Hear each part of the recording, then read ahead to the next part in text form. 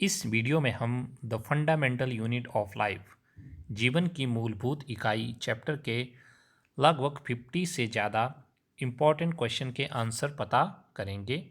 ये देखते हैं। सबसे पहला question, the English scientist who first observed a cell and coined the term cell was.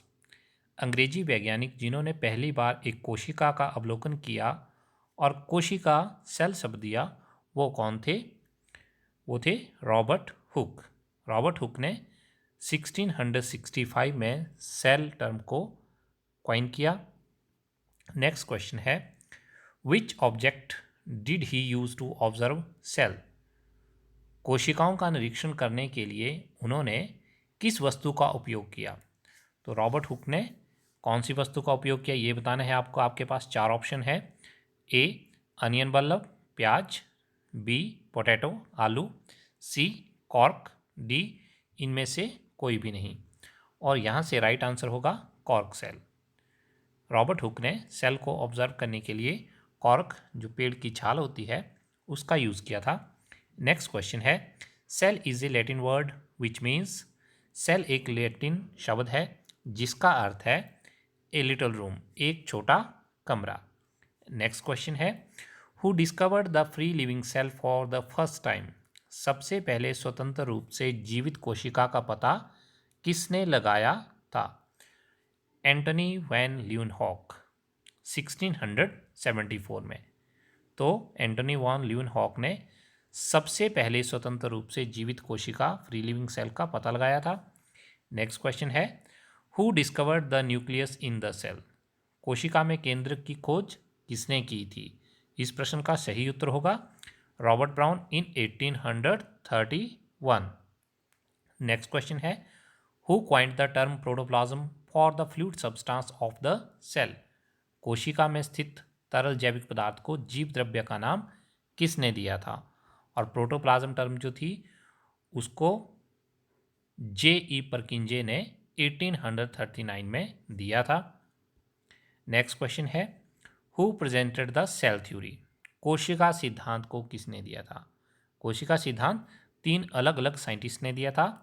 स्लीडन 1838, श्वान 1839 एंड वर्चो 1855। स्लीडन, श्वान और वर्चो ने मिलकर कोशिका सिद्धांत दिया था। नेक्स्ट क्वेश्चन है, when did electron microscope discovered. Electron microscope की खोज कब हुई? और इलेक्ट्रॉन माइक्रोस्कोप की खोज हुई 1940 में, 1940। Give few examples of unicellular organism. एक कोशिकीय जीवों के कुछ उदाहरण दीजिए। अमीबा, पैरामीशियम, क्लमाइडोमोनास, बैक्टीरिया, ये सभी यूनिसेलुलर या एक कोशिकीय जीवों के उदाहरण हैं। नेक्स्ट क्वेश्चन है, प्लांट सेल कंटेन्स। पादप कोशिका में होते हैं। आपके पास पांच ऑप्शन है। A chlorophyll, B cell wall कोशिका भित्ति, सी न्यूक्लियस केंद्रक, डी प्लास्टिड या फिर ई सभी। तो इस क्वेश्चन का सही उत्तर होगा प्लांट सेल में ये सभी होते हैं, क्लोरोफिल भी, सेल वॉल भी, न्यूक्लियस भी और प्लास्टिड भी। नेक्स्ट क्वेश्चन है, a cell wall is present only in. कोशिका भित्ति उपस्थित होती है। तो इस क्वेश्चन का राइट आंसर होगा प्लांट सेल। पादप कोशिका में सेल वॉल होता है। और साथ में ही बैक्टीरियल सेल, जो जीवाणु कोशिका होती है, उसमें भी सेल वॉल होती है। नेक्स्ट क्वेश्चन है, a plasma membrane is selectively permeable membrane while a cell wall is. एक प्लाज्मा झिल्ली एक वर्णात्मक पारगम्य झिल्ली होती है, जबकि एक कोशिका भित्ति होती है सेमी परमिएबल, वो भी वर्णात्मक पारगम्य ही होती है। नेक्स्ट क्वेश्चन है, by which process carbon dioxide moves out of the cell. किस प्रक्रिया द्वारा कार्बन डाइऑक्साइड कोशिका से बाहर निकलती है? तो उस प्रोसेस का नाम है डिफ्यूजन, जिसे हिंदी में विसरण कहते हैं। नेक्स्ट क्वेश्चन है, by which process water moves in and out of the cell. किस प्रक्रिया द्वारा पानी कोशिका के अंदर और बाहर जाता है? इस प्रोसेस का नाम है ऑस्मोसिस, जिसे हिंदी में परासरण कहते हैं। नेक्स्ट क्वेश्चन है, in a saline solution a cell will. खारे विलयन में कोशिका का क्या होगा? आपके पास तीन ऑप्शन है। ए स्वेल फूल जाएगी, बी श्रिंक सिकुड़ जाएगी, सी ब्रस्ट फट जाएगी। तो ऑप्शन बी राइट आंसर होगी। श्रिंक, वो सिकुड़ जाएगी, because outside salt concentration is high, क्योंकि सेल के बाहर जो होगी, कोशिका के बाहर, वो जो सेलाइन सॉल्यूशन है उसकी कंसनट्रेशन बहुत ज़्यादा होगी और इसीलिए पानी जो है वो बाहर चला जाएगा और उसके कारण कोशिका या सेल सिकुड़ जाएगा। नेक्स्ट क्वेश्चन है, in distilled water a cell will, आशुद्ध जल में कोशिका का क्या होगा? आपके पास तीन ऑप्शन है।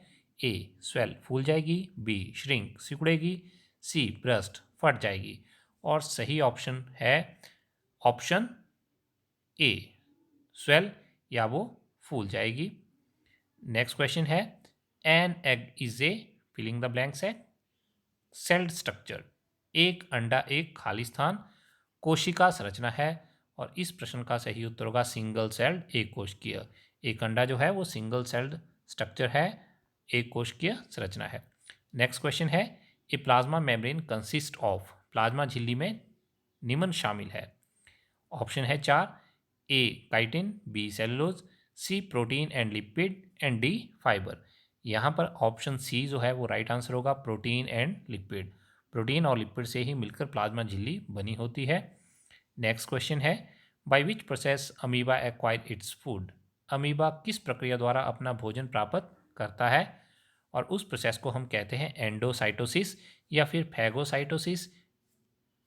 नेक्स्ट क्वेश्चन है, a plant cell wall is mainly composed of, पादप कोशिका भित्ति मुख्य रूप से बनी होती है। और इस प्रश्न का सही उत्तर होगा सेल्यूलोज। सेल्यूलोज से प्लांट सेल वॉल या पादप कोशिका भित्ति बनी होती है। नेक्स्ट क्वेश्चन है, name the process in which cell lose water in hypertonic solution, उस प्रक्रिया का नाम बताइए जिसमें कोशिकाएं एक अति परासरण दाबी विलयन में पानी खो देती है, और उसे हम प्लाज्मोलाइसिस या हिंदी में जीव द्रव्य कुंचन कहते हैं। नेक्स्ट क्वेश्चन है, genetic material inside a cell is confined to, एक कोशिका के अंदर आनुवांशिक पदार्थ रिक्त स्थान तक सीमित हैं।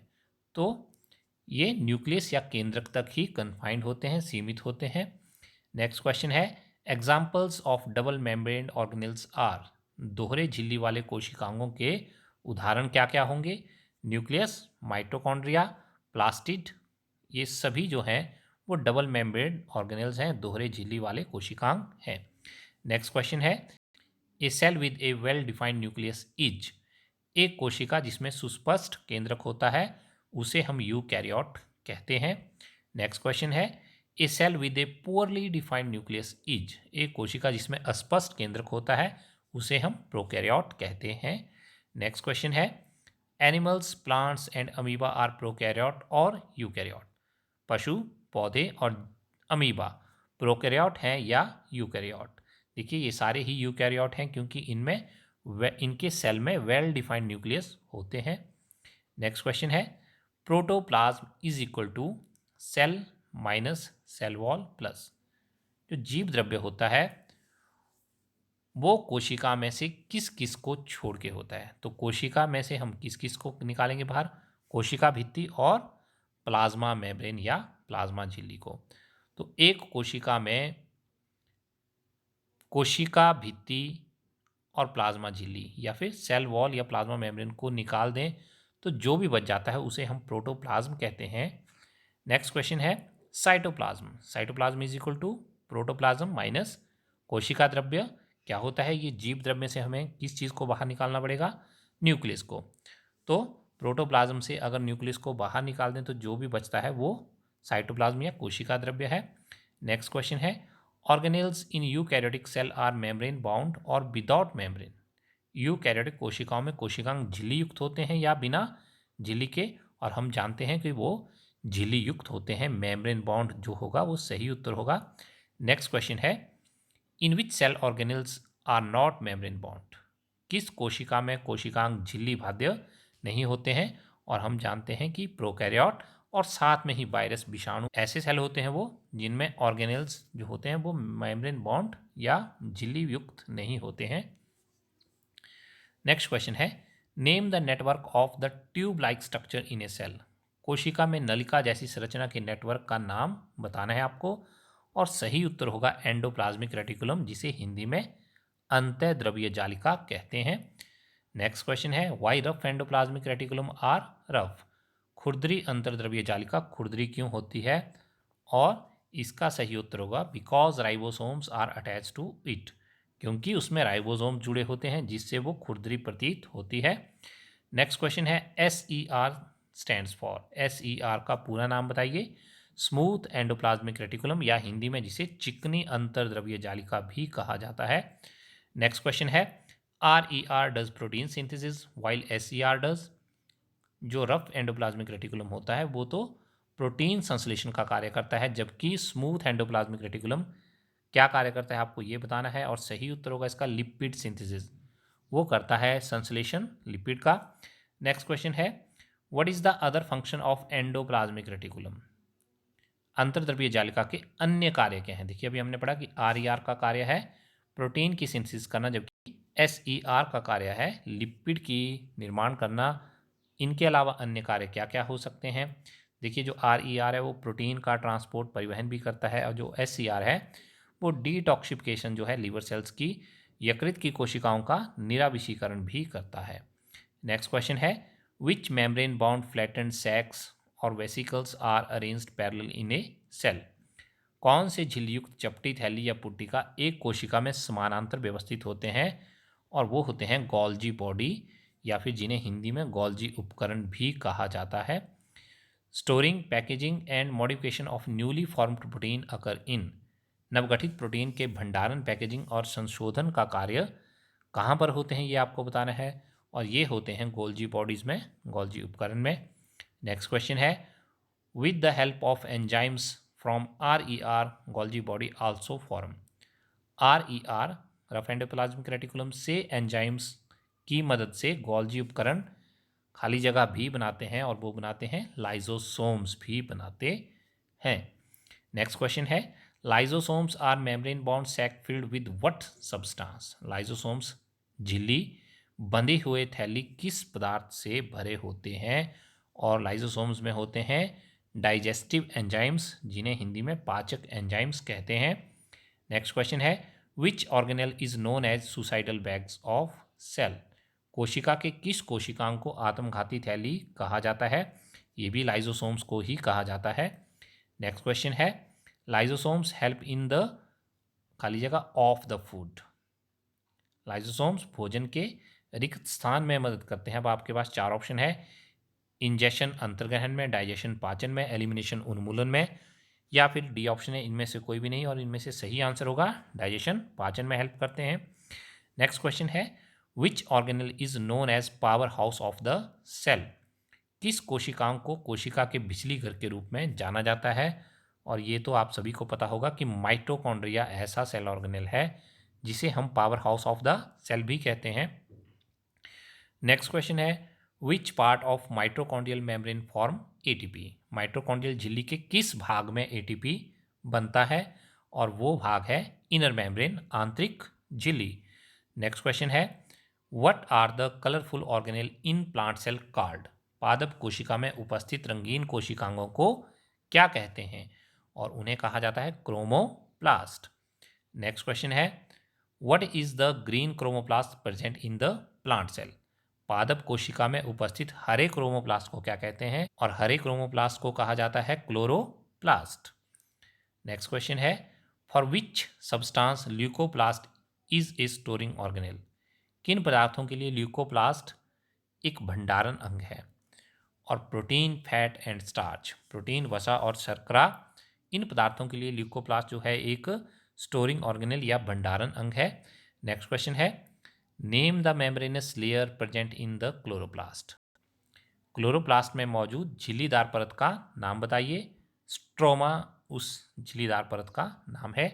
नेक्स्ट क्वेश्चन है name the organelle which is storage sac in plants and animal cell.